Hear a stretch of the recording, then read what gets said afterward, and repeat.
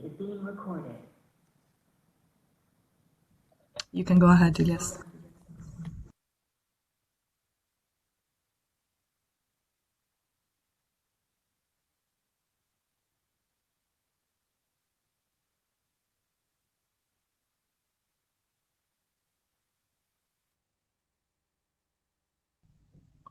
Elias, I'm afraid that online we cannot hear you.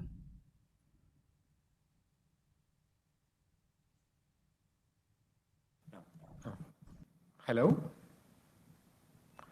Yes, I think Good we- afternoon. All right, well, good afternoon, ladies and gentlemen. My name is Elias Grampas, and on behalf of the Secretariat of the European Parliament Intergroup on Climate Change, Biodiversity and Sustainable Development, I'm very happy to welcome you to today's event, where we'll be unwrapping the biowaste potential. This event is organized, of course, under the umbrella of the Intergroup.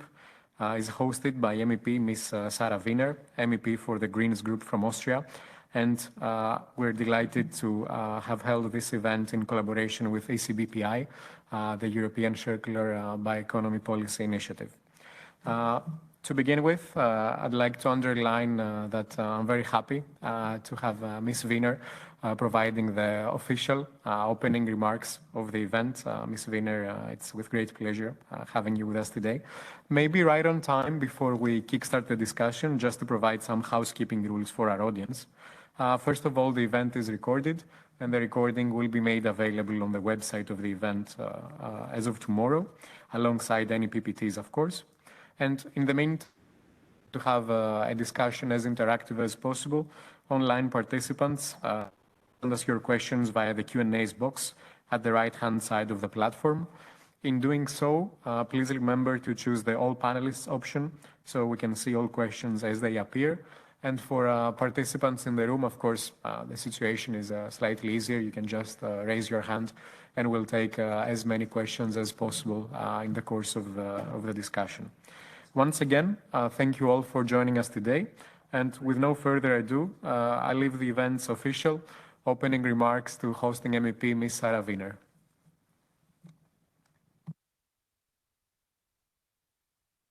Words, I would like to welcome you all to this very important event on food waste collection, unwrapping the potential of biowaste.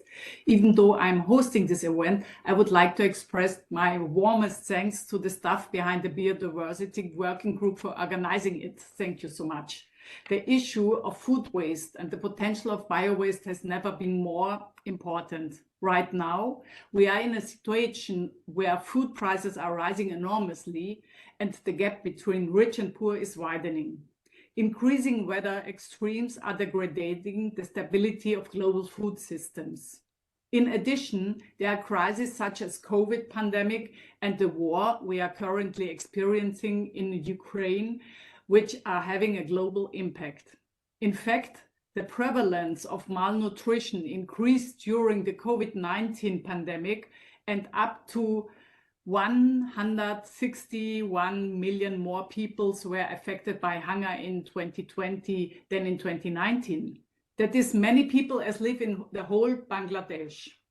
At the same time, the No Time to Waste report from Feedback Europe estimates that the EU wastes 153.5 million tons of food each year.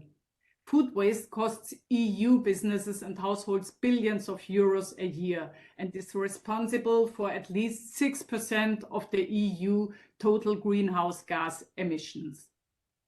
An estimated 20% of food produced in the EU is currently wasted, and yet millions of people are starving worldwide. Halving food waste in the EU by 2030 could save 4.7 million hectares of agricultural land. That is almost as large as the area of Denmark. Food waste poses environmental, ethical and economical questions and shows the need to change our food system. Nearly 1/3 of global CO2 emissions are due to the way we eat. The two greatest crises and threats to our food system are the biodiversity and climate crisis. They stress our most valuable resource, the soil. At the same time, 25% of the world's total biodiversity is found in soil.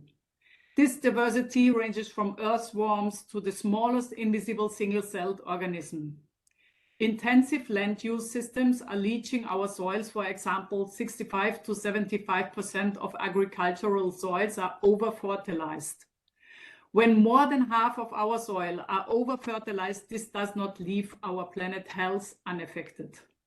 Soil health, which we hope will be given greater emphasis with the Commission's soil strategy next year, is essential for healthy food and long-term nutrition.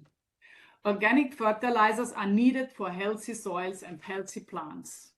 We must become independent of synthetic fertilizer. For instance, the production and use for synthetic nitrogen fertilizers accounts for 2.4% of global emissions. It uses a lot of energy for the production process, and the fertilizer companies are now the winner of the current crisis. They earn billions of euro and dollars.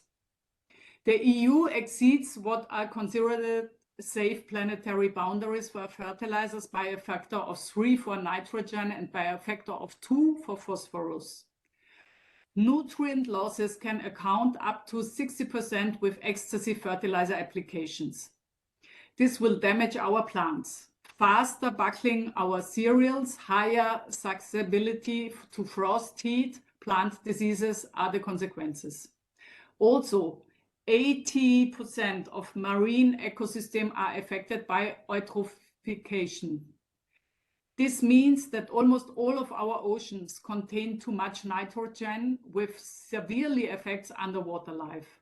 Therefore, the goals formulated in the Farm to Fork strategy are important to implement. This is where the potential of compost fertilization becomes visible. Due to its high content of humic substances, compost from biowaste improves the structure and fertility of soil, serving also as a sink for CO2, thus facilitating root growth and promoting soil biodiversity.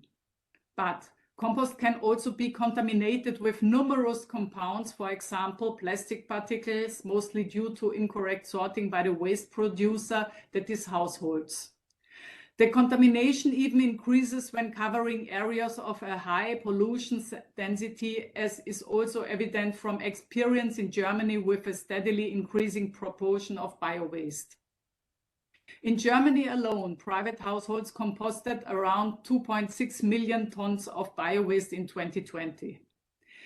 When planning a sustainable recycling system, the quality of the materials to be recycled is of central importance. Therefore, the minimization of impurities, misproducts, and pollutions throughout the process, encompassing collection, sorting, pre-treatment, composting, and/or fermentation, post-treatment, and utilization scenarios must be carried out to the highest standards. Looking into the agriculture use, only compost with high quality and minimum contamination is an acceptable organic fertilizer. The more closed loop a system is, the more resource efficient it will be. The EU has committed to meet the Sustainable Development Goal to reduce food waste by 50% by 2030. To ensure this international commitment is honored, the EU must set legally binding targets which are in line with this level of ambition. Therefore, best practices in biowaste collection are hugely important, and I'm now very much looking forward to the presentation of the study and the discussions afterwards. Thank you. Thank you very much, Ms. Wiener, for taking the lead with regards to this topic. Ms. Wiener is, of course, a key member of Agri Committee, but also the co-chair of the Sustainable Agriculture, Food Systems and Apiculture Working Group under the umbrella of the European Parliament Intergroup. So once again, thank you very much for underlining the key importance, but also the timely nature of today's discussion, as I am equally sure that we'll be hearing more about best practices later in the course of this event. Our next speaker is Mr. David Newman, co-founder and managing director of the European Circular Bioeconomy Policy Initiative, ECBPI. So seamlessly, David, I'd like to give you the floor with regards to setting the scene for today's topic, moreover for the presentation of the report to follow. Thank you, Elias, and thank you to the few people who've turned up today, but to the many people who are online. And thank you too to Ms. Wiener for hosting this event, Elias and your staff for organizing it, Enzo Favoino and Michele Giavini for writing it, and the organizations which are here or online for endorsing the recommendations of the report, which we will hear from Dr. Favoino shortly. We all know the environmental costs of plastics. Plastics in the wrong place cause damage. We know those. We see turtles eating plastic bags. We see microplastics in soils and water. We breathe them in the air. They're in our food systems and our bodies. And we know the environmental costs of misuse of plastic. But we don't know so well the economic costs. And the economic costs of misusing plastic in the biowaste system are substantial. And so with my colleague and co-founder, Roberto Ferrigno, we thought some months ago that actually this would be good to highlight, because as we go into the whole negotiation on the packaging and packaging waste regulation, the reform of the Waste Framework Directive, we need to know how to get food waste collections right, because they are coming to us all in the next year or so, right across the EU. Everyone will be obliged to separately collect their food waste. How do we do it right? How do we minimize the costs and minimize the environmental damage, which is potentially there if we don't do it right? So we asked some experts, and fortunately we're not alone. We have lots of expertise, and Favoino and Giavini have at least 25 years of expertise in doing these systems. And we asked them to calculate what are the economic of doing it wrong. What is the potential risk that we have in the waste collection system if we are going to continue to have contamination, as we've seen, and Percy Foster here will tell us about the situation in Ireland, as we've seen in many countries so far. And just to sum up, and Enzo will give us the details, the costs run into hundreds of millions, if not billions of euro annually, which are transferred from the biowaste collection and treatment system into the disposal system, which is landfills and incinerators. The authors recommend ways in which we can avoid much of this, and they will tell us about that now. Our request to the Commission and to the Parliament is that you take this issue seriously, that you mandate, as the authors recommend in this report, and that you take every action possible to ensure that plastics, which are the main polluter, the main contaminant of food waste, are kept out of the food waste system. I thank the authors again for their work and pass the floor now to Dr. Favoino.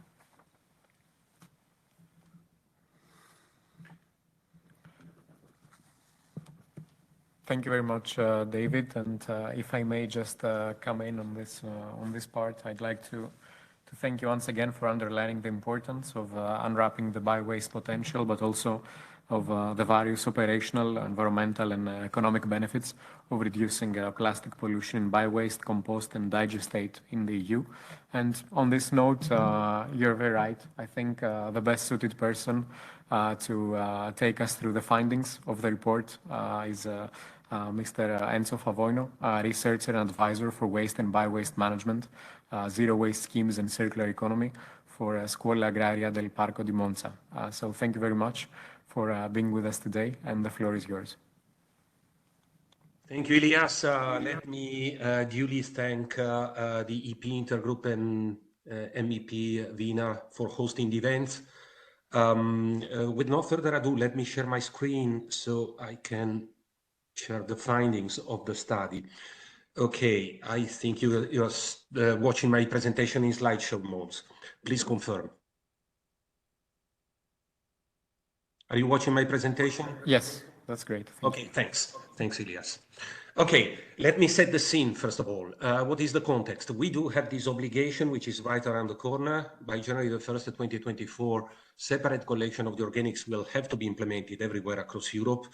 Unfortunately, we do not have legally binding targets. On that, we are happy with the obligation, but without any legally binding target or at least key performance indicators when it comes to not just quantity, but also quality of collected biowaste, we may have poor performing implemented schemes.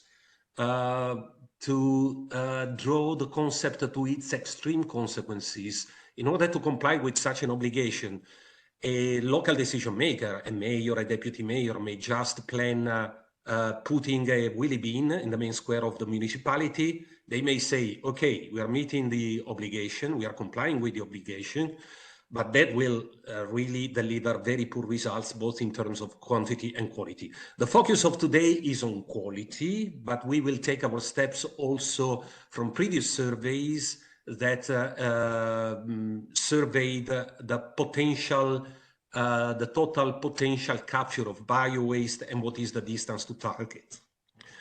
To start with, I have to duly thank ECBPI for having supported the survey.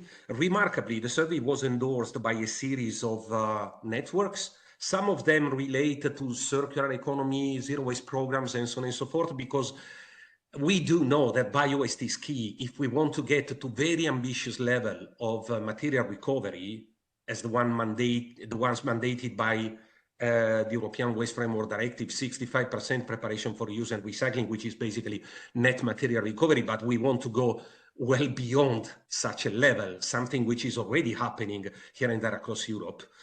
So in order to get there, biowaste is key. It is fundamental not only under the quantitative angle, so its own contribution to highest recycling rates, but also under the operational angle, because once we get most of the organics out of mixed garbage, we can sharply reduce the collection frequency for residual waste. And this acts as a further driver for better separation of the dry recyclables as well. Paper, glass, plastics, metals. This is what's happening whenever the organics are well targeted and their capture is maximized. And also there were a few composting networks such as CRE and the Italian Composting Association CIC, because it's their interest to get as much biowaste as possible, but as clean as possible as well, which is the focus of the survey we are discussing today. Okay, we adopted a methodology which stepwise surveyed what are the different angles in order to come with final findings on the potential economic savings of getting things right, of moving from bad performing systems towards good performing systems. The starting point was the total potential capture of biowaste calculated at European level. Actually, we investigated Europe besides the United Kingdom and Norway, because we know they keep aligned with the European policy, and therefore we consider that to be worthwhile to keep them included in the calculation. Then we calculated the presence of plastics as a percentage of biowaste in typical schemes. We defined two reference schemes. One is curbside collection, door-to-door collection, which maximizes individual responsibility and gets the cleanest materials, and bring systems based on road containers, which typically delivers the worst results in terms of quality, besides capture of biowaste. Then we had to consider also the so-called dragging factor. The dragging factor is something which is well known to site managers, compost managers, and anaerobic digestion managers. So basically, the composting technologies and the anaerobic digestion technologies are able to get rid of the impurities, because the impurities will be there, much as we may minimize them, and it is important to have them minimized. Technologies may get rid of them, but while getting rid of such impurities, they also discard a part of biowaste and a part of the final product, be it digestate, be it compost. And therefore, actually, the total amount of rejected materials that finally go to landfills or incinerators will not be the amount of impurities, but the amount of impurities multiplied times this dragging factor, which takes into account, it factors also the proportion between the impurities and the total amount of discarded biowaste, compost, and digestates. And then finally, we multiplied the total amount of discarded materials in the best and worst scenario and related difference between good performing and bad performing systems times the unit cost of disposing of such rejects. Of course, we know there is a wide variation of the gate fees currently practiced in different European countries, but they are progressively aligning because, for instance, when it comes to landfills, they will have to comply with the obligation on pretreatment. There were the warnings by the European Court of Justice on the missing pretreatment system, and this will drive the cost of landfilling up. When it comes to incineration, there will be no more structural funds, regional funds going to incineration on account of the so-called DNSH principle, and this will drive the cost of incineration up. So we considered a mid-term sensible unit gate fee for the rejects to be disposed of. So the starting point, the total potential captures. A couple of years ago, there were two parallel surveys. One was led by the European Environment Agency, and they came up, the upper part of these slides refers to the EEA survey. They came up with a total estimate of some 75 million tons of biowaste at European level, but actually we will more precisely focus on food waste, which they calculated to be some 50 million tons, whereas we did another survey taking into account the national statistics from different member states, which calculated 59 million tons, 60 million tons to make it rough. Actually, ours was including also UK and Norway. So basically, the magnitude when it comes to food waste is basically similar. 50 million tons in the EEA study, 59 million tons in ours. Also, why do we focus only on food waste? Because we do know there's also garden waste in biowaste. But when it comes to garden waste, there is not so much difference between good performing systems to collect it and bad performing systems to collect it. Most of them are brink systems. They go to civic amenity sites, municipal recycling centers, and there is a person telling them, okay, you have to take the plastic bag out. Most of the contamination of garden waste actually comes from littering. And so improving the system, the way we collect biowaste is not so influential as it is for food waste. Also for food waste, most of the times people consider using bags in order to make it user-friendly, to avoid problems with nuisance, pests, rodents, flies, and something like that. And if we do not use the proper bags, this will add on top of the total plastic contamination, as we will see in a while. So we focused narrowly on food waste. Then we investigated the influence of the type of scheme. There are two major surveys. One was run in Catalonia. Those are areas, territories in which there is a coexisting presence of brink systems and door-to-door systems. So with the very same societal, educational, cultural factors around, we can see the difference of door-to-door and brink systems. With door-to-door collection in Spain, in Catalonia more specifically, they detected less than 5% impurities, whereas with road containers, it was around 13 to 14% impurities, as you can see in this brown part of the slide. In Italy, there were similar results. Door-to-door was giving less than 5% contamination, whereas road containers was giving more than 10% contamination. Also, there is a remarkable influence of the type of bag which is used. Most of the times, local schemes, local decision makers, designers, and implementers of the schemes, they consider the use of bags in order to maximize participation, make it more comfortable, tidy, user-friendly, avoid nuisance, and so maximize the captures. But if such bags are conventional plastic bags, of course, this adds on top of the total plastic contamination, but also it exerts an influence on the bad perception of what may be co-collected with food waste. Because people say, if we can use conventional plastic bags, maybe also the yogurt pot it's kitchen waste. And so mistakenly, they deliver that with food waste. So with this chart, which refers to a nationwide survey done by the Italian Composting Association, you can see the influence of the type of bags with the least contamination when compostable bags are getting used, and the highest contamination when the non-compostable bags are getting used. So basically, we considered a delta in contamination between best case and worst case of 2 to 15%, the maximum contamination rate. Also, we had to consider, though, that only a part of the total contamination is plastics, because we may have also metals, glass, other materials, inerts sometimes, and so on and so forth. We have seen that in sufficiently comprehensive surveys, the average percentage of plastics out of total contaminants was around 60%, 59.62%. So we multiplied the total potential collection of food waste times the minimum and the maximum contamination rate, and then by the average share of plastics in contaminants.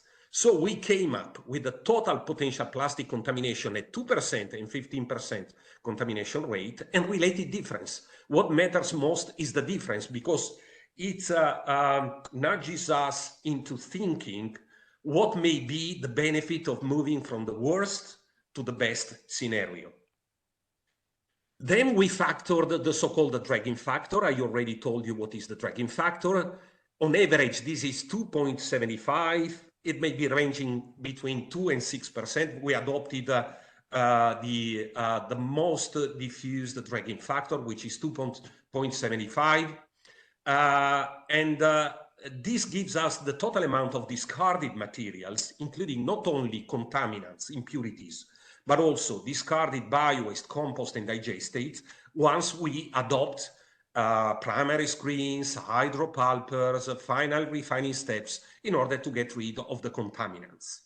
So total gain in terms of reduced reliance on disposal would be some 12.7 million tons a year at European level.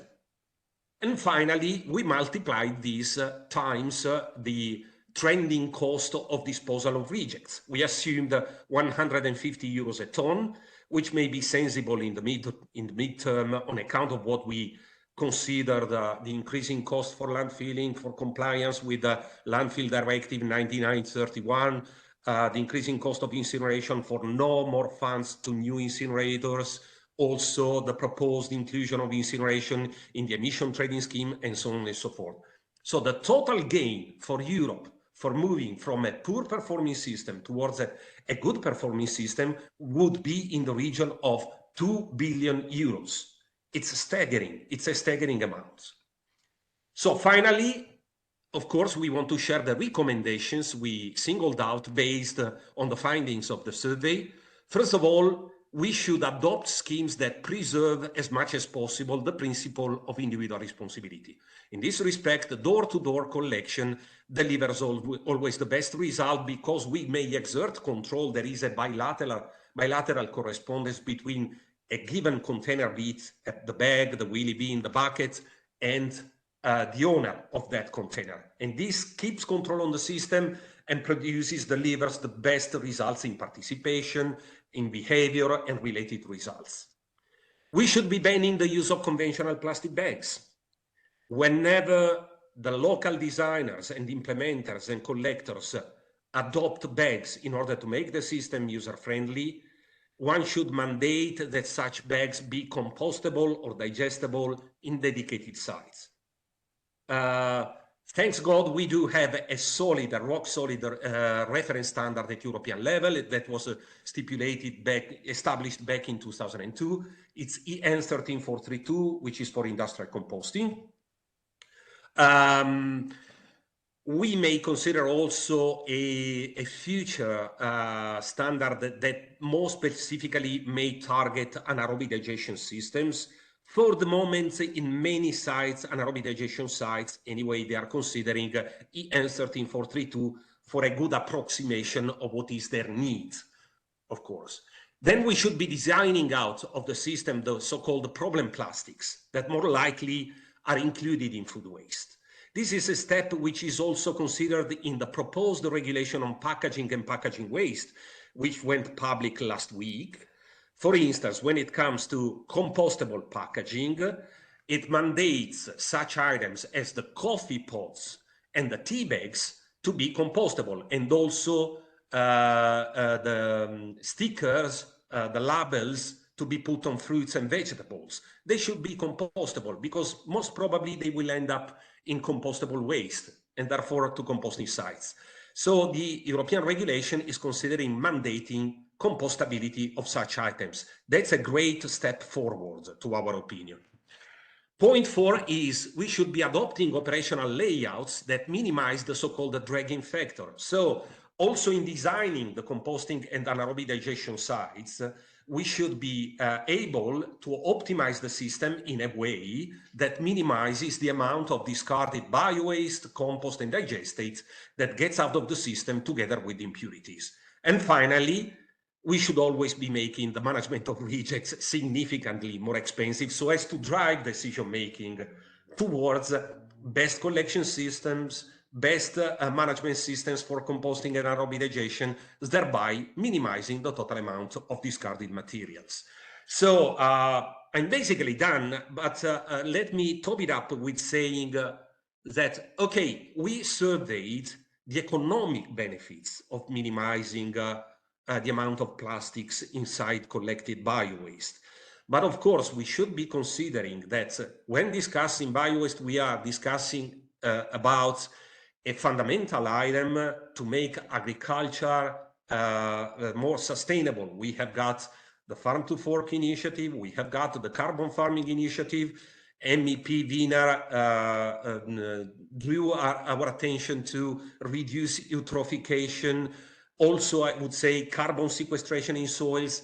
And of course, the composting sector is doing its own duty in order to maximize the amounts of biowaste which is turned into compost and finally gets back onto farmlands, while minimizing the amount of discarded biowaste because we have to get rid of plastics. So this is why this all we investigated is so much important. And thank you so much for your commitment on this. Thank you very much, Mr. Favoina. I think speaking on behalf of speakers in the room and online, it's been very informative hearing from you on the key findings of the study. And as you mentioned, I think it's a great step forward. You mentioned the magnitude of potential plastic contamination and the importance to improve and promote quality. Of course, inter alia, you refer to the calculation of operational and economic benefits, and also you addressed the room with some concrete recommendations that I think are of interest not only for policymakers in the room and online, but also for the agricultural community, NGOs, waste and packaging industries, and the soil health community, last but not least. So thank you very much for your work and also for making these points across. Moving on into the event's agenda, I'd just like to provide the floor to Mr. Newman for a comment with regards to the PPT. Yeah, thanks, Enzo, for that comment. There was for that talk. There was just one small comment from me, and you mentioned the drag factor is 2.75%, but I think you mean it's 2.75 times. Yeah. That's right. That's the proportion between the total amount of discarded materials from composting and anaerobic digestion sites and the amount of impurities only. So unfortunately, as I stressed during my presentation, when trying to get rid of the impurities, unfortunately, we discard also a huge amount of biowaste, compost, and digestates. And this is why we should be minimizing, first of all, the amount of impurities in biowaste, and then also optimize the operational layout of the processing sites in order to minimize the dragging factor. But if I may, let me stress that I briefly mentioned that the range values for the dragging factor are typically between 2 and 6%. The fact that No, it's not percent. It's not percent. It's not percent, it's times. That's right. That's right. It's between 2 and 6, right? Sorry for that. The fact that the weighted average is 2.75, it means that it's nearest to the best case, which means the composting industry is already doing its duty in order to have the processes optimized and therefore minimize the discarded materials while still getting rid of the impurities.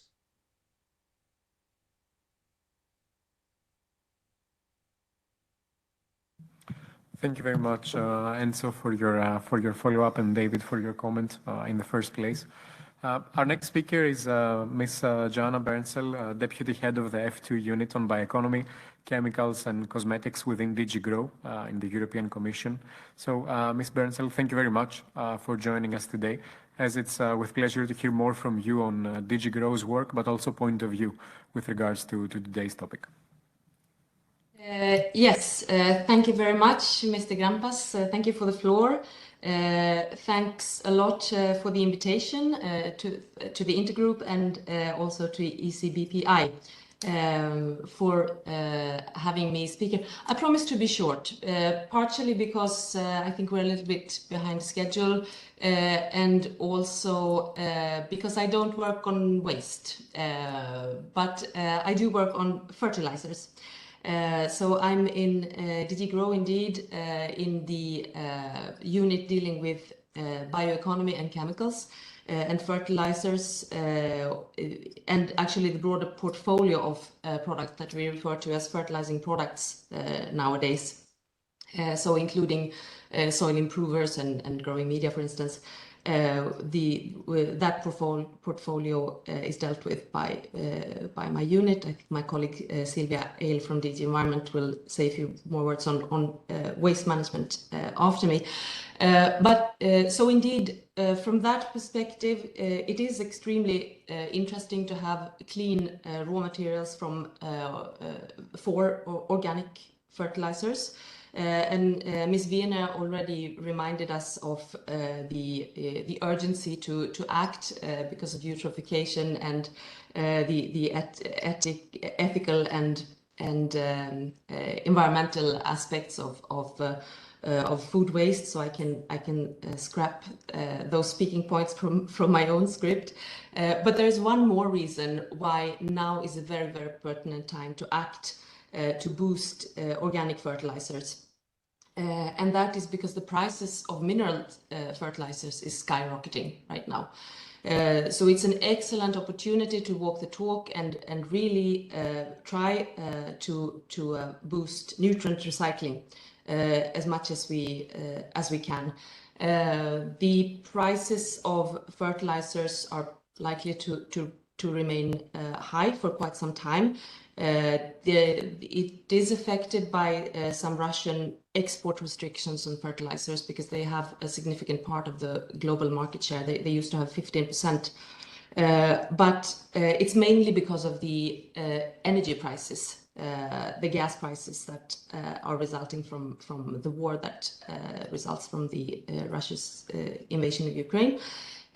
So the European fertilizers industry is really struggling now also, the mineral fertilizers industry, because they don't have access to the raw materials and notably the natural gas that they need for production of nitrogen fertilizers. So just to give you a figure, in August this year, when gas prices really spiked, the European fertilizers industry closed down 70% of its ammonia production. So this is another threat to agricultural yields in Europe and of course in the long run to food security. So we are looking into measures to mitigate this threat, apart from the obvious measures like how to avoid nutrient losses, more sustainable fertilization. We also want to try to increase the access to organic fertilizing products in the EU, and that's why we are so interested in this kind of work on clean raw materials. Because as we know, it can both bring nutrients to European soils at a time of difficult access to mineral fertilizers, but also improve soil quality. Biowaste and compost and digestate form a central part of this portfolio of products that we are trying to increase access to. And digestate also, of course, has the advantage that it can reduce our dependency on natural gas because it results from the production of biogas. There were a few references in the very interesting report, but I didn't see a reference to one regulation, because from our side, and again, we have talked about waste regulation, and from our side, we try to promote this this transformation of the fertilizers industry with regulation. And at our disposal, we also have a regulation which was not mentioned in the report, which is the fertilizing products regulation. It's new. It became applicable this summer in July, and it is a new tool at EU level to grant market access to organic fertilizing products from bio-waste streams. Because in the past, that was only regulated at national level through waste legislation and also fertilizers regulations. But now this goes into the EU regulation, so we hope that will simplify market access, improve the business case for organic fertilizers, and grant access also outside of national borders. And what this regulation does is that it regulates how food waste and other bio-waste can be used to produce fertilizing products. It sets rules for composting and digestion. Some of you may be familiar with the report that was drafted by the European Commission's Joint Research Centre a few years ago on end of waste criteria for bio-waste. And that report was actually not used for end of waste criteria under the waste legislation. At the end of the day, it was used for rules in the fertilizing products regulation for how to handle bio-waste in processing and composting and digestion, both in terms of purity of input materials and acceptable levels of impurities in the processed output material. And that, so we hope that that's going to be a useful tool. The regulation is also drafted in such a way that products complying with that regulation, they automatically reach end of waste status if they have gone through the recovery processes prescribed in that regulation. So with that, thank you very much for the attention. Thanks for the interesting report, and good luck to all of us in this very important joint agenda of increasing recycling of clean nutrients. Thank you. Thank you very much, Ms. Bernstein. And I think your intervention actually stimulated very much attendees and speakers' interest. I can judge by questions received online. So thank you very much for your remarks. Ms. Bernstein underlined the urgency to act, stepping on Ms. Wiener's point on the importance of the topic concerning both ethical but also environmental angles, but adding new insights concerning energy and the economy as well. And on this note, I'll just give the floor to David for a quick comment. Thank you, Ms. Bensel, for those comments. But just a quick reflection on the fertilizer regulation. We decided that given the complexity of this whole subject, we would focus on one part, and that was the upstream part, to ensure that as people across the EU implement their waste collection systems over the next year, that they get those right. And yes, of course, the fertilizer regulation has a big role to play in that, but it's another report, and you know, we decided to focus on the collection systems. Thank you. Thank you very much. And looking into the event's agenda, I'm very happy to provide the floor to Ms. Sylvia Eil, Deputy Head of B3 Unit from Waste to Resources at the Directorate General for Environment in the European Commission. And if I may, I think that's an intervention we've been equally very much looking forward to, stepping on your experience and knowledge on key challenges and opportunities ahead on behalf of DG Environment. So, Ms. Seil, the floor is yours. Thank you very much. Do you hear me well? Yes, thank you. Super, very good.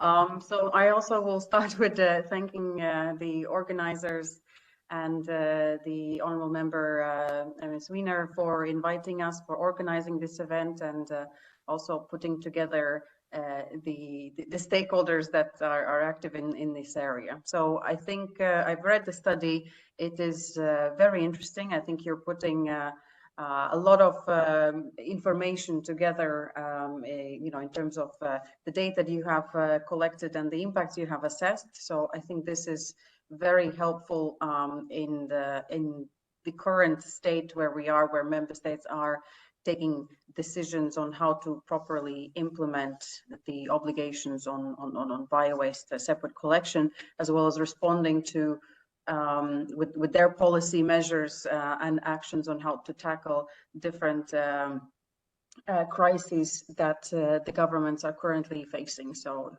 that was also mentioned by the speakers ahead of me.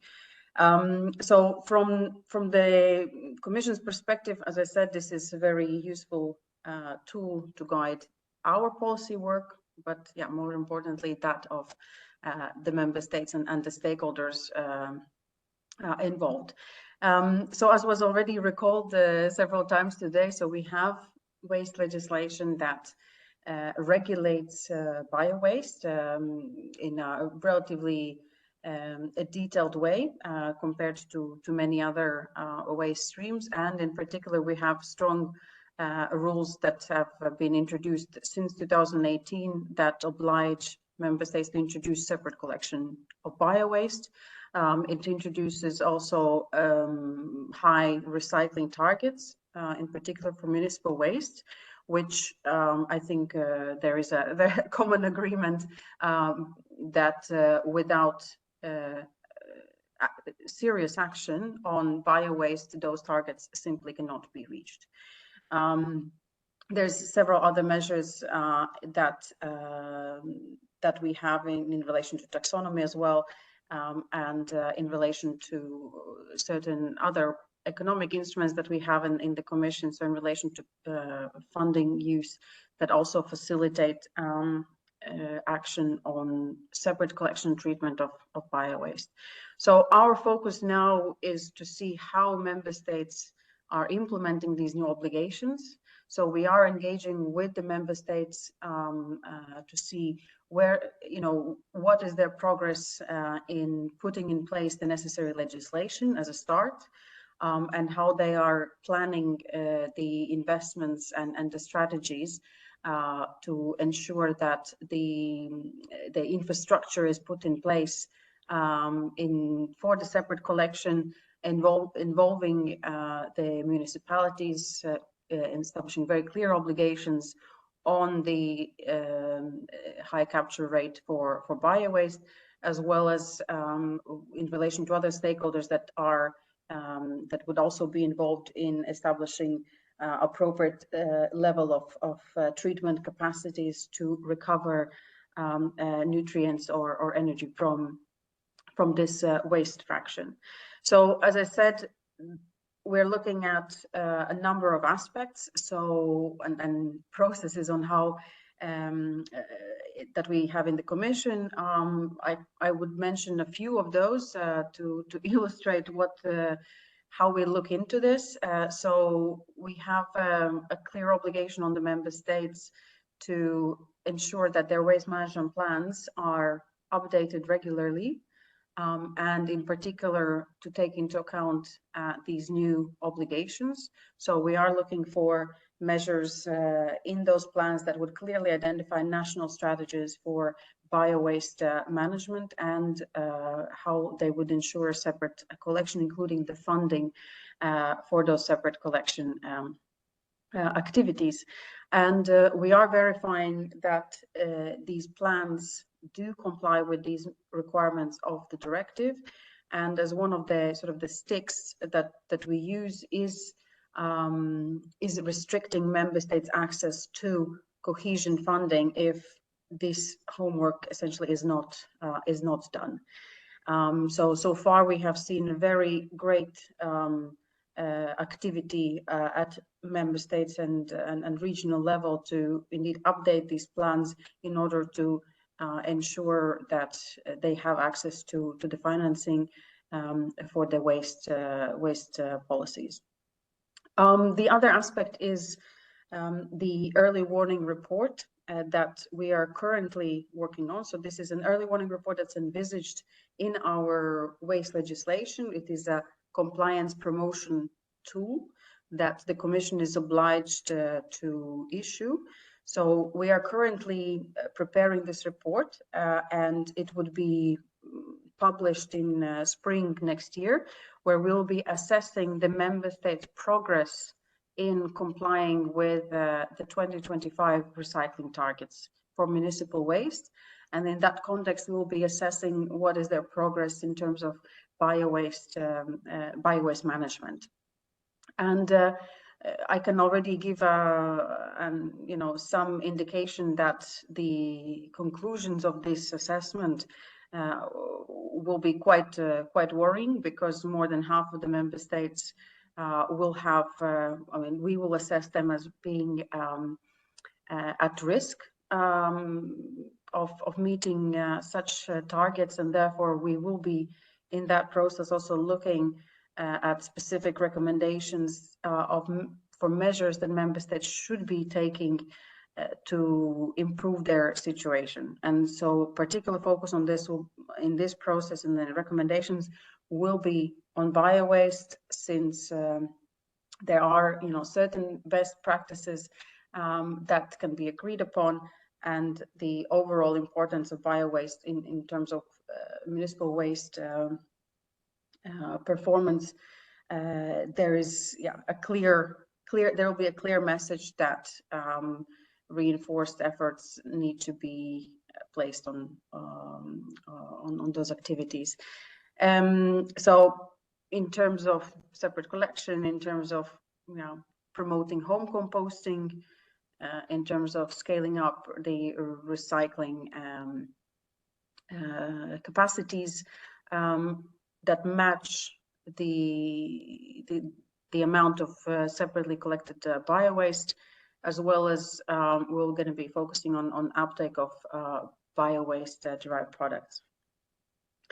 And engagement with the right stakeholders, such as the farming communities, to ensure the buy-in for these products. In this process, what we are concluding that indeed member states are facing difficulties in complying with the waste legislation, and there is risk that this is going to impact their compliance with obligations that are in directive.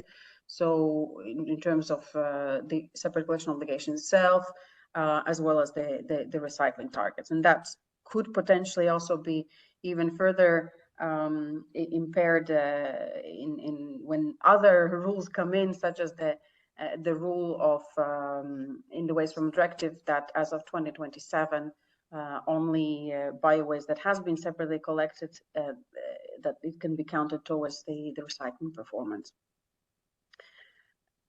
Also, in this process of looking at member states' progress, we do see that many member states, if not all, have legislated and taken strategic decisions to put in place or expand their biowaste systems. Some have been more ambitious than others, in particular also having a specific focus on food waste collection separately from the green waste. They're also setting standards for the separate collection systems, as well as requirements or criteria for the quality criteria for compost. So the situation is improving, but at this point in time, we are not yet seeing the results of all those measures. So I think the progress, yeah, I can report the progress is good, but we still need to see how effective it is once all those measures are really put in place. So therefore, what we're focusing now is to facilitate, the exchange of best practice. And so I see that one of the purposes of this event is exactly that. And also, just a few weeks ago, in September, we organized a very large event for more than 160 participants that. From the local authorities, from the different stakeholders engaged in separate collection activities and biowaste management, to really share the best practices in this sector, to ensure that the financing goes to the right to the right approaches, and that indeed there is learning that takes place in the different regions across the EU. So we have the tools of TAIEX. We also have tools in relation to developing best practice guidances, which we are currently engaging with our joint research center to develop. Overall, the objective is, of course, to facilitate the implementation of those collection practices that deliver the highest capture rates and the highest purity, and that ensure, indeed, the uptake of the farming communities. Now, in terms of the policy outlook, I think it is very clear what the key objectives are. So number one is to ensure that we reduce waste generation, especially in relation to the food waste. So this is the most effective contribution to our climate goals and the priorities in relation to ensuring food security in the EU. So and of course globally. So in relation to that, we are currently working on a legislative proposal that would consider introducing food waste prevention targets. In relation to waste management, so again, it's very clear that the legislation already calls for prioritization of the recovery of nutrients or energy from biowaste. This is a top priority to meet our needs in terms of soil quality, and also to reduce the dependence on critical raw material imports, as mentioned by Joanna just before me. And in fact, limiting the negative impacts on environment through improper waste management of through disposal. So we should, of course, in all of this, take account of local conditions. So there is no one solution fits all. So there are geographical and climate conditions that may impact the choices of the collection or treatment methods or approaches in relation to different fractions of biowaste. So that also comes clear from the different research and practices that are being already implemented. In relation to reducing upstream the contamination, in particular for plastics. So it was great to hear as well that there's already recognition that our proposal for packaging regulation that we tabled last week would have a positive impact. That was one of the objectives that we wanted to achieve with that proposal, to reduce the contamination of food waste. So there are a few measures that were envisaged in that proposal that would contribute to that. So first of all, which was already mentioned, is that it does propose product requirements to ensure recyclability of packaging, which should, in principle, divert it for the proper collection stream and recycling routes, and rules on compostable packaging to ensure the proper treatment of the bio-waste. So we are setting product requirements that would avoid that contamination, even if it is ending up in the food waste.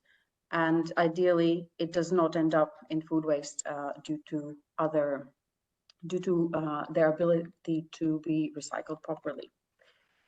There's also provisions that impose stricter measures for the capture rates for packaging waste. So again, this is going to facilitate the separation of packaging for recycling, and also would have an impact on waste littered, because more of that packaging would be subject to collection, proper and incentivized collection. And my last example would be something that's most meaningful for citizens who are involved in waste management is provisions that would propose clear instructions to citizens on how to dispose of waste. So we are envisaging labeling rules for packaging and same labeling rules for the waste management infrastructure, so bins essentially, consistently advising the citizens how to dispose a particular packaging type. So with this as well, the objective would be to ensure that indeed the plastic fractions do not end up in the bins where they should not end up. And the same applies, of course, for other packaging materials than plastic. So we are taking certain measures in relation to the core rules that are in the Waste Management Directive.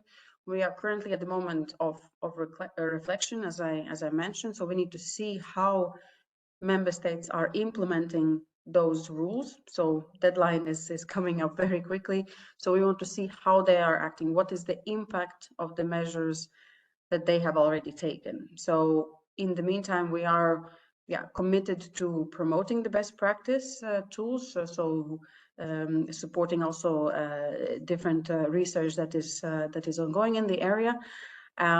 So including an event like this, and to understand where the needs are in terms of where additional regulatory instruments or policy decisions may need to be taken in the future. So in the future, also in our legal instruments already call for this consideration by the Commission for 2024. So we are going to have a specific process dedicated to a potential review of the Waste Management Directive within that time frame. So in that context, we will of course look at bio-waste management, and in particular have a critical look at indeed how these new provisions that were introduced in 2018 are implemented, how effective they are, and if there are regulatory shortcomings that would facilitate better treatment of bio-waste in line with the waste hierarchy. So that, of course, as was mentioned also in the chat, that would also include considering whether there is a necessity for introduction of targets or quality requirements, and of course also whether there is a need for a balancing act in relation to the different policy objectives which touch bio-waste management policies in general. So in relation to the zero pollution angle, soil protection angle, circular economy angle, and also energy policies and industrial policies. So this is indeed something for the future. So the discussions are still going to go on, and we'll be very happy to participate in the future as well. So thank you very much for that. Very much, Mikhail, for joining us and for providing us with this information about DG Environment's work from various aspects. I would like to echo the points with regards to the need to reduce the generation of waste, to promote research, and to identify where action is needed. Of course, as you mentioned, there can be no one-size-fits-all solution. We need more multi-stakeholder engagement. More progress is, of course, needed, more sharing of best practices and lessons learned. So thank you very much for making these points across. I would also like to thank Mr. Favoino, because I see that in the platform you have been replying tirelessly to all the questions received by the audience. So this will save us some time in the Q&A's discussion. So thank you very much for that. And then our next speaker is Mr. Piotr Barczak, connected online. Mr. Barczak is, of course, a Senior Policy Officer for Circular Economy and Waste at EEB, which is the largest network of environmental NGOs in Europe.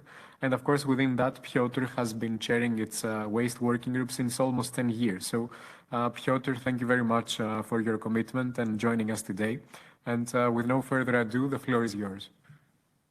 Thank you very much, Elias, and thank you to the intergroup. Thank you to the host, MEP Wiener, and to the European Circular Bioeconomy Policy Initiative. Yes, thank you for the introduction. I represent the EEB, European Environmental Bureau, which is a network of NGOs. And I will have a short intervention just to explain why we endorse this great research. Thank you to the researchers, by the way. Very important, giving evidence on what is the way forward for biowaste separate collection.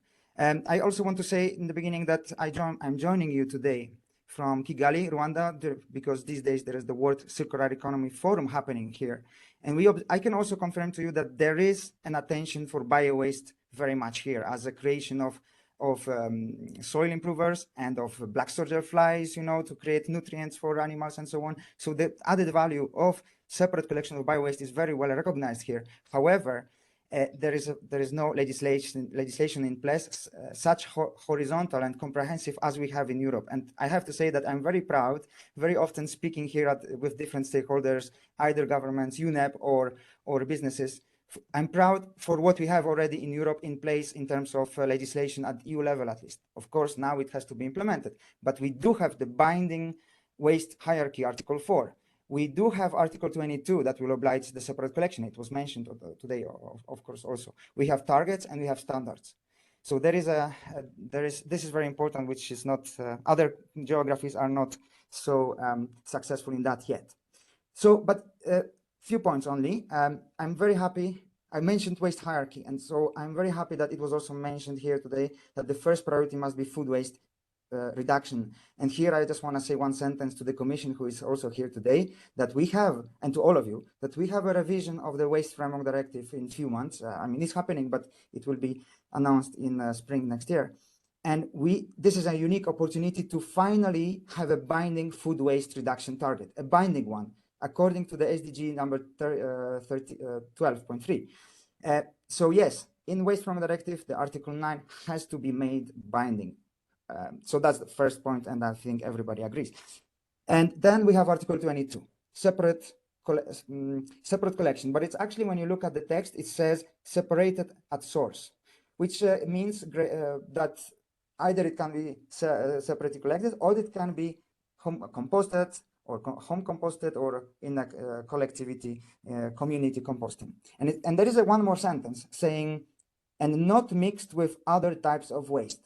And here, just bluntly thinking, like, it's logic that the packaging of the waste, bio-waste, has also have to be compatible with what is inside. Otherwise, we are already including some material that is not dedicated. Therefore, this waste stream is already mixed. I know legally it's not the same, but you know, from the logic point of view, I look at that like that. And there is also one more paragraph in that Article 22, that compostable materials can be collected together according to the regional situation in the city or in the region. So it means whether there is a composting facility that can deal with that. And I will come back to that a little bit later. So the research showed to us, which is very important, that the contamination of plastics create billions of euros of cost annually in the EU, and that is striking. That is the potential that is lost, not only because we lose the nutrients, we create CO2 emissions, but it costs simply very directly every taxpayers in the form of more incineration and more landfilling. And the taxes for land incineration and landfilling are there and are going to increase because we have to get rid of this type of disposal. So these are, of course, the costs per ton of landfill waste, because we use plastic bags that have to be dragged out from the clean stream. And about this dragging factor, I also want to speak about that shortly. It is also about the impurities, right, that during the dragging can still remain, the impurities of plastic that can still remain in the composting stream. But I'm very much more touched by the problem of discarded biomass. This is green gold. Biomass is green gold. Everybody's and myself as well, also, and many of NGOs who are collecting, who are separating their waste, bio-waste at source. I feel very bad if I know that some part of this bio-waste that I diligently separated will be lost because of the dragging effect. This material is green gold. It is to produce the nutrients, to produce fertilizers, and to produce biogas also. And why it should be dragged out, I really don't like it. And as a civil society organization, we want to make everything possible that this dragging factor is really not there.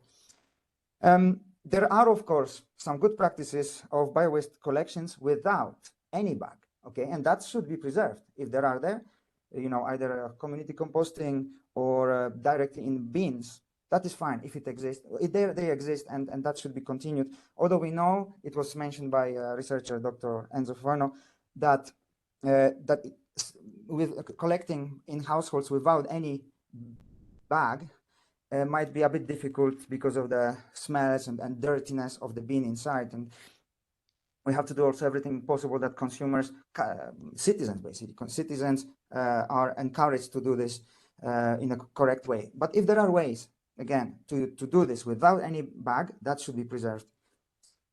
We also endorse door-to-door collection, which proves to be the most efficient. It increases the quantities of clean bio-waste collected and the quality as well. And it has been presented in the report as well. We endorse the recommendation to ban the use of conventional bags in bio-waste collection. Again, no bag or compostable bag, not any other solution.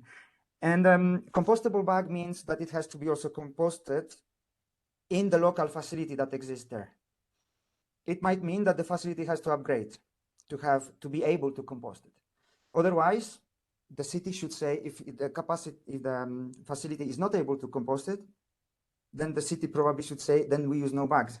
And again, that might be detrimental to get the quantity needed. And Article 22, if you also come back to that again, says about all bio-waste being separately collected. There is no target yet. So by logic, for me, it means 100% of bio-waste must be separately collected. And yes, and that actually brings me to my last point, which is what was also in the chat about targets. Of course, probably there could be a target for bio-waste collection. There could be a target for bio-waste recycling. But what about another type of target that would take a form of a cap? So a cap meaning there would be a maximum cap allowed in residual waste. Let's say 5% of residual waste the content of residual waste per person, per capita, maybe 15% or 5% or 10%. This is to be discussed. Still, I don't even consider that there should be any bio-waste in the residual bin if we take Article 22 seriously. But of course, yes, there is still some, leftovers of some bio food waste or some bio-based material or bio-waste material in the residual. So this cap could be maybe interesting. So my question maybe later on to the panelists and to about a possibility to introduce such a cap of bio-waste content in residual stream in the new Waste Framework Directive. I mean, not new, in the revision of the Waste Framework Directive. So yeah, that's it from me. And just wanted to say that all of this is to improve separate collection. It's efficiency, it's quantity. We need maximum bio-waste to be collected. Also keeping in mind, of course, that we need the reduction of food waste, but that is Article 9, without hampering home composting. And maybe that's why the idea of the cap is here, because in the same time we are asking simply to have a cap on bio-waste content in residual bins. So it also helps to separate at source for home composting or community composting. So thanks again to everyone, yeah, thank you so much. Bye. Thank you very much, Piotr, for connecting to the event from remotely from Kigali. And of course, I would like to thank you very much for your concrete policy recommendations as well as for your comments concerning the report presented today. Of course, we need to be proud. I think that's a great point made in the beginning of your intervention. We have to be proud about EU's leadership and progress made. Of course, as you explained, implementation requires our attention as well. And while there has been a lot of potential lost, I think there is a great opportunity to step on the research findings momentum and fully unwrap the potential of bio-waste. So once again, thank you very much for being with us today. And our next speaker is Mr. Percy Foster, who's been the CEO of CRE, Composting and Anaerobic Digestion Association of Ireland from 2006 to present, coordinating and managing the activities of the association at both government and European level. So, Mr. Foster, it would be with pleasure to hear from you more about identifying plastics and food waste in Ireland and all your work there. Thank you very much for the introduction. I'd like to thank the host, MEP Sarah Weinar, for the invitation to speak here today. I very much like to welcome the report published by the European Circular Bioeconomy Policy Initiative. Any report that highlights the issue of contamination in biowaste going to plants is welcomed, and often it's an issue that's forgotten about by all the stakeholders. So we very much welcome highlighting the problem and trying to work together to solve that issue at a European level as well as locally in each country.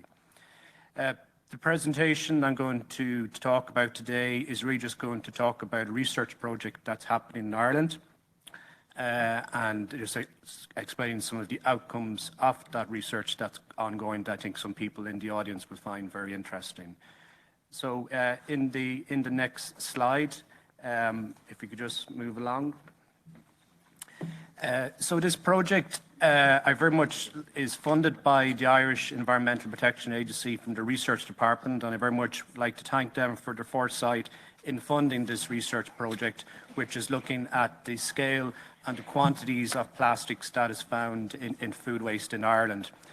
The project has kind of 5 different elements. It has literature review, stakeholder engagement, and also it conducted a lot of food waste characterization of both household and commercial feedstocks around the country. I think there's 40 to 50 of those have been conducted.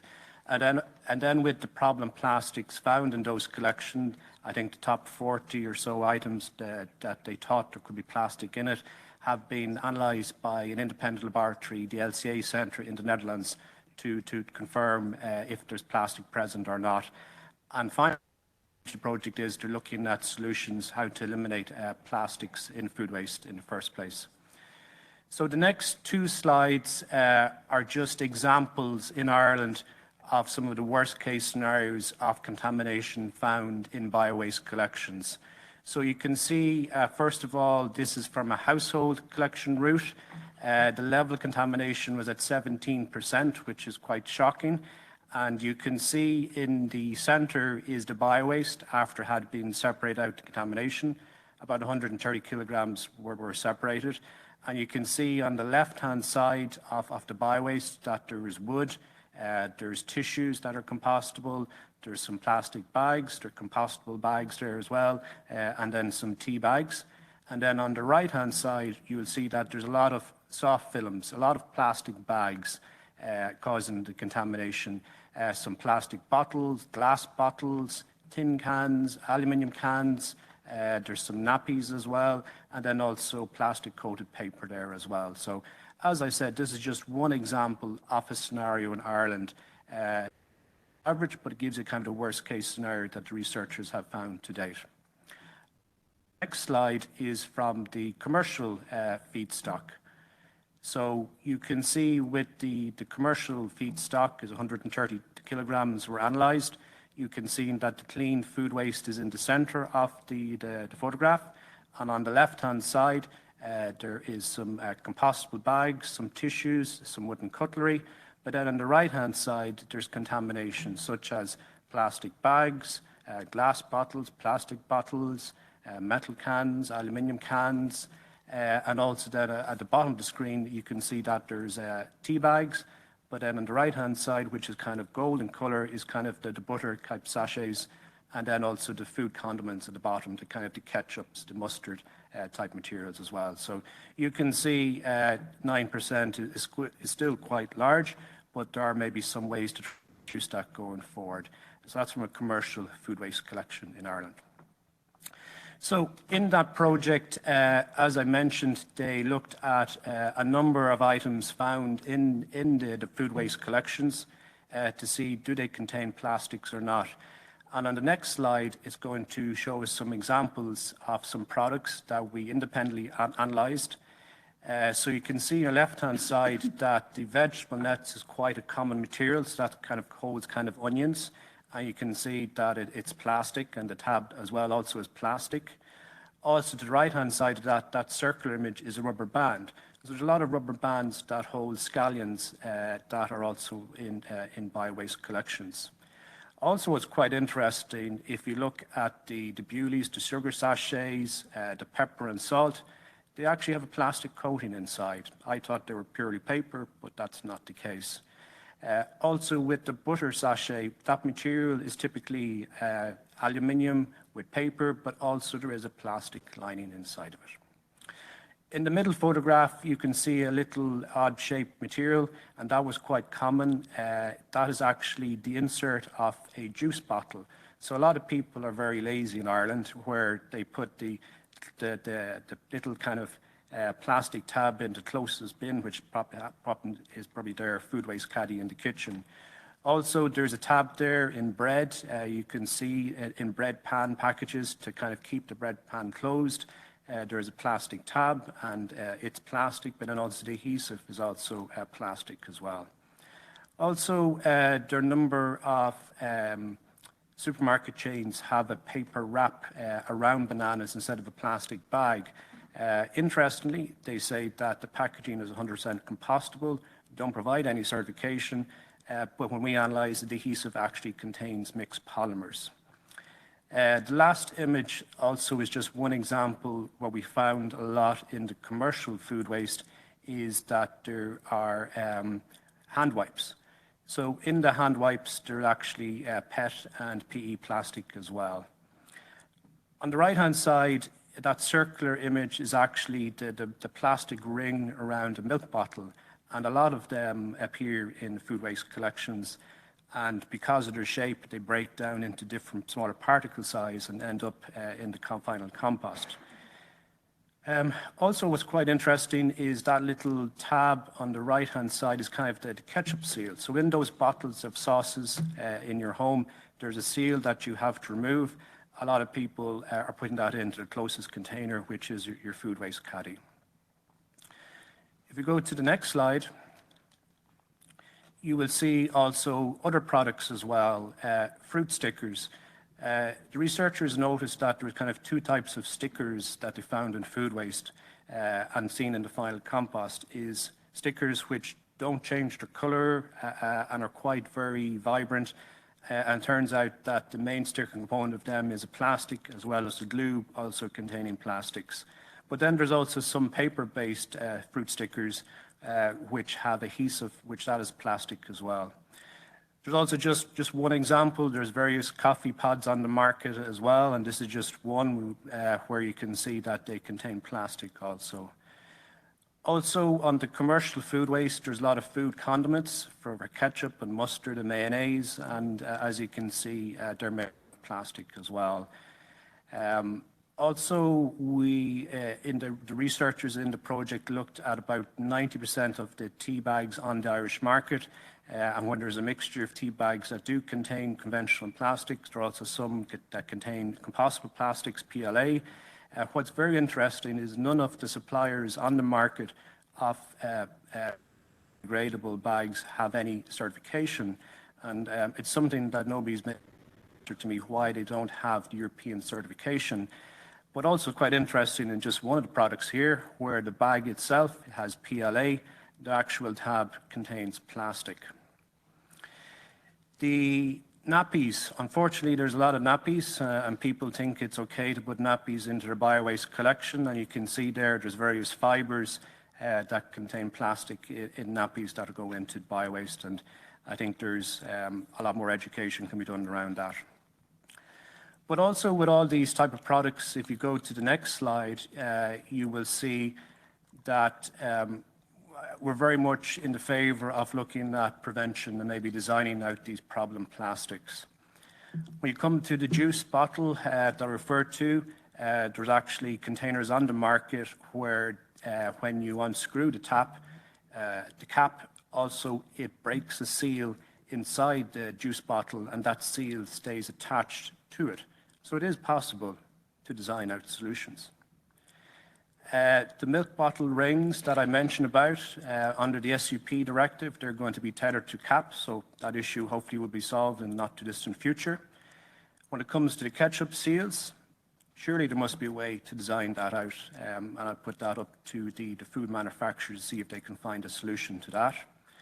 With the paper wrap around bananas, there was very little evidence of them coming into the biowaste collections, so maybe simply the education should solely be around putting that into your dry recycle bin instead of compostable bins.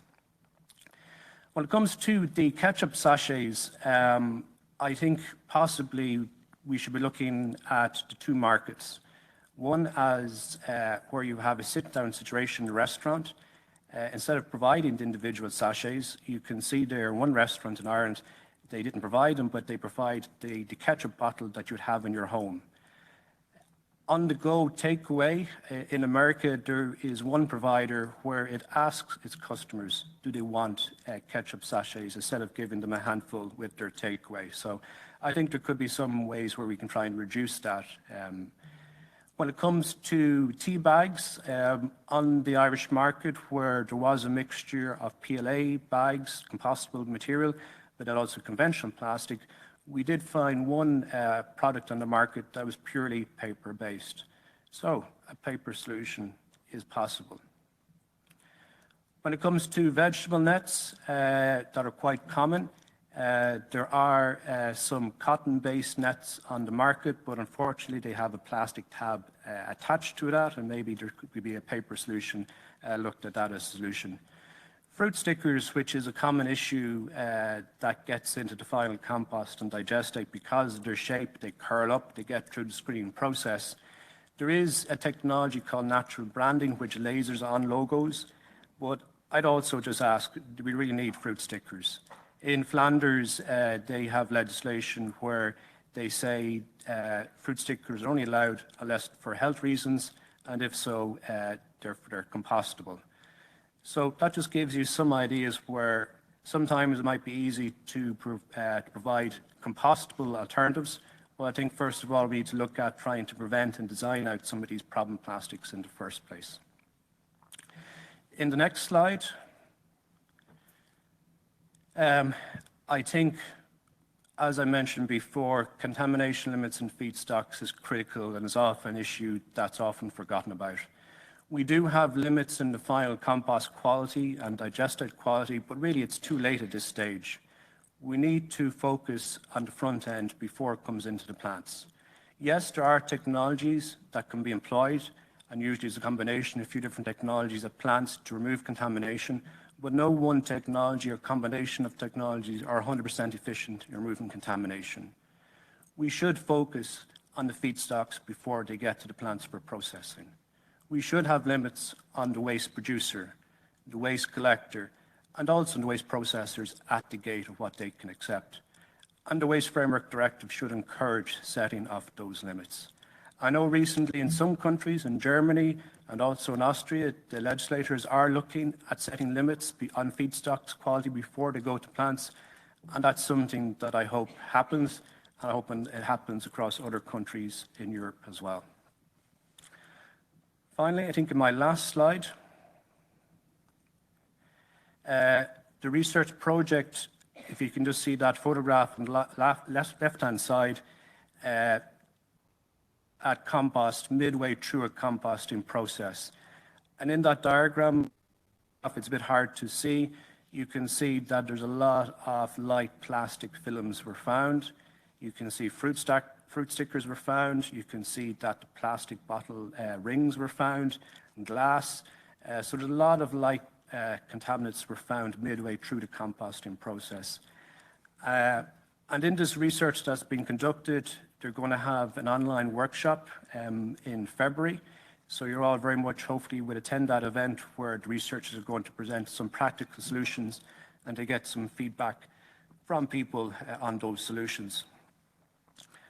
I just want to make a few final comments in that biowaste collection and recycling, there are huge opportunities with that. And I suppose there's 5 opportunities that I would see. Food waste prevention happens when you recycle biowaste. Research done by RAP in the UK, where they compared local authorities collecting biowaste versus local authorities not collecting biowaste, found that the local authorities have implemented biowaste collections, that they found less food waste is being generated by the public. Recycling biowaste helps us meet our EU recycling targets. Biowaste is very wet and heavy and is an easy way of trying to meet those recycling targets. But also biowaste collection removes that wet and dirty food waste away from other recyclables, such as paper and plastic, and improves their quality as well. And that's something that shouldn't be forgotten about. But also in the current situation with the war in Eastern Europe, local fertilizer production has now more than ever become more important in Ireland and other countries. Producing local fertilizers, but also in peat replacement as well. And also, when we implement good quality collection of biowaste, produce good quality products in the future, we know members are looking at producing higher value bio-based byproducts, such as extracting nutrients directly from the end products. And it's something that we shouldn't forget about as well. I noticed just today, actually, I saw online that the Irish EPA issued a press release on their new statistics for 2021, and they said Ireland is in danger of meeting the EU recycling targets in Ireland, and also promotes better recycling of more biowaste collection and better quality of biowaste collection in Ireland to try and meet those EU recycling targets. And I very much would like to acknowledge that in Ireland we are redoubling our efforts to try and meet those targets. Our Department of Environment has implemented a 2-year campaign of trying to educate the public to recycle biowaste correctly. And I very much like to thank them for funding that programme, and also Polly McDonough in the My Waste team for implementing that process. So finally, if there's one take back from their message is we should focus our efforts in the feedstocks before they get to the plants. Prevention is better than cure. Thank you. Thank you very much, Mr. Foster, for your work, but also for the best practices and lessons learned from Ireland. Mr. Foster referred to the hidden and sometimes not so hidden plastic that we need to rethink, and of course, alongside cost for plastic contamination, that I feel is a very important point made here today during this event. Last but not least, I'll be providing the floor to Mr. Jean-Marc Simon, the Executive Director of Zero Waste Europe, holding key expertise on zero waste and circular economy.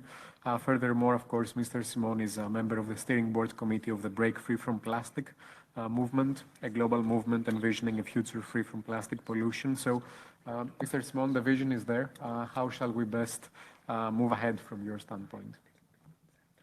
Yeah, thank you. And thank you for the organizers also for giving me the possibility to speak here. I think it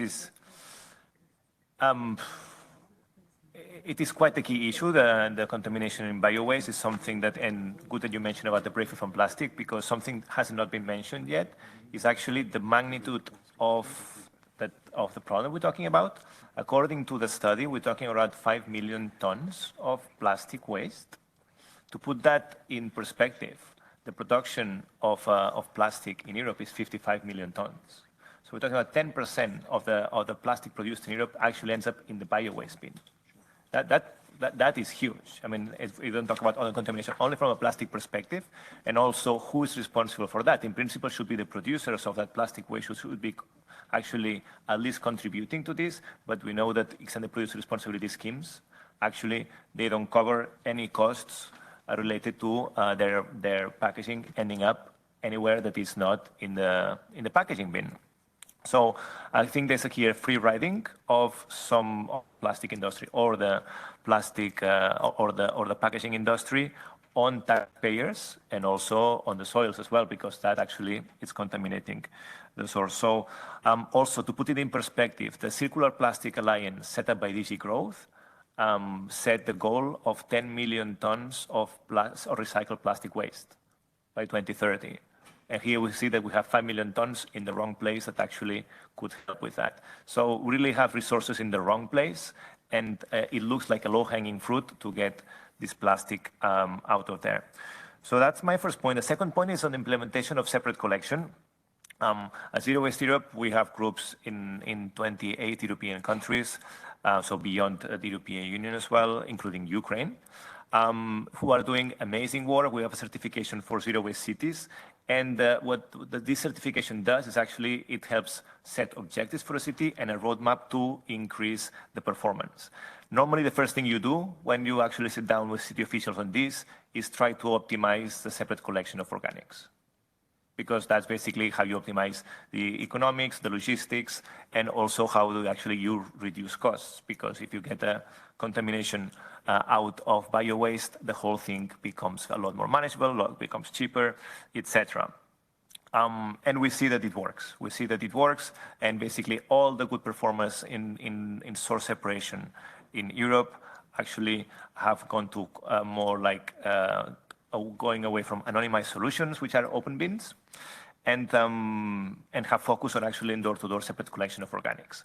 I think it's something that is very important. Zero Waste Europe released a study recently, actually comparing the different collection systems in place. And it's clear that door-to-door separate collection, as the study also presented today shows, is the one that provides less contamination rates, highest capture rates, and also highest quality. However, and I have to say that I'm really concerned about the opportunity that the European Union is about to miss with implementation of the separate collection of organics. Because the current approach is we don't have quality requirements, we don't have quantitative targets, we don't have any direction for the municipalities and member states other than that you need to source separate bio-waste. The Commission is dealing with that directly with member states, evaluating the plans for implementation. Honestly, my experience, because we work with cities across Europe, is that that's really clearly not enough.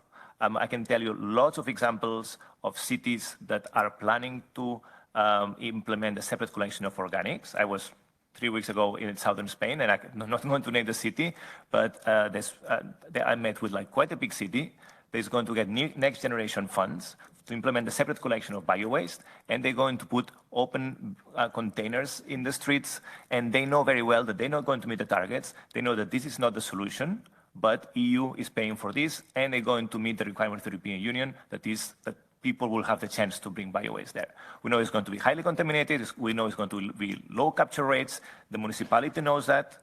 I talked to them. The region doesn't put any requirements or anything, and the member state guidance is completely missing.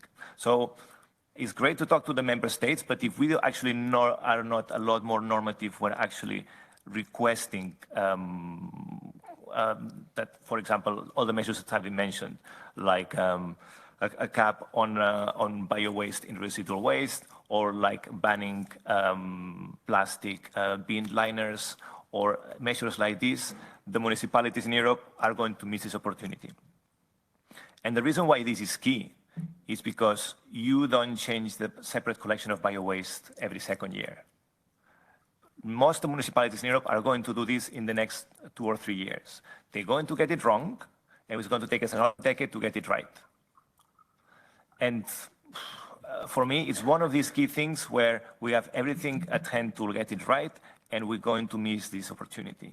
And I would ask the Commission really to take this very seriously. We're talking to the Commission on this. The taxonomy as well is very important. There's a taxonomy for circular economy on the collection, and it's key that actually the money is allocated only when quality and quantitative criteria are met, but that's not the case yet. And I think that we know today which systems deliver the best quality and the best quantity, but that's not taken into account yet when it comes to actually having access to funds, etc. So I see that as extremely problematic. We're dealing with this on the ground, and with many municipalities, there's no guidance from the European level. The guidance doesn't come from the national level in some countries, and some regions are completely missing in the equation. So with their best will are really left alone and basically going to miss this opportunity. I think that kind of more outcome-based funding would be necessary in the future for the European Union. We cannot continue to pour money into solutions that we know that they don't work. And also the people on the ground know that they don't work, but they're going to do it anyway just to use the money. And I think that is key. So I will conclude just saying, I think it's a small window of opportunity. We have only 1 year left. We can still get some guidance there. The same as for the packaging directive, we have quality and quantity requirements. I don't understand why we cannot have quantity and quality requirements for the separate collection of bio-waste. It's very hard to explain, especially when we're asking member states to implement something, but we don't tell them how. So I hope we can fix this. And yeah, I'm happy to follow up the issue. Thank you. Thank you, Mr. Simon, for your recommendations and takeaways on behalf of Zero Waste Europe, and also, if I may, for continuing to push our ambitions forward. I think it's been a very fruitful set of reactions, and looking into the event's agenda, this is where I would be opening the floor for Q&As, but seeing through the online platform that the majority, if not every single question, has been addressed by either Piotr and Enzo online. Well, thank you very much for that. So unless there is a burning question in the room, I'll be providing the floor to Ms. Sara Wiener. I see there is one question.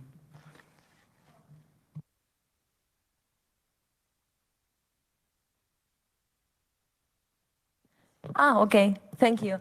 Rather than a question, I have a quick comment just to flag and add another barrier. I'm Estefania Jiménez Puerta. I represent Municipal Waste Europe, municipalities working on waste management. So we know very well that municipalities have a huge challenge. So I just wanted to flag an issue about the poor understanding of about waste management within the Renewable Energy Directive. I will not go into details, but I can provide with our suggestions for amendments to Mrs. Weiner, for example. And also, recently we know about this proposal for a council regulation on accelerating the deployment of renewable energy, and biogas and biomethane is missing there, and this is also putting another barrier to the deployment of anaerobic digestion for the bio-waste treatment. That's it. Thank you. Thank you very much for this comment. And on this note, I would like to take the opportunity to thank also all speakers and attendees of today's event, connected on site, but also online. So thank you once again for your active engagement with regards to addressing the topic of today's discussion.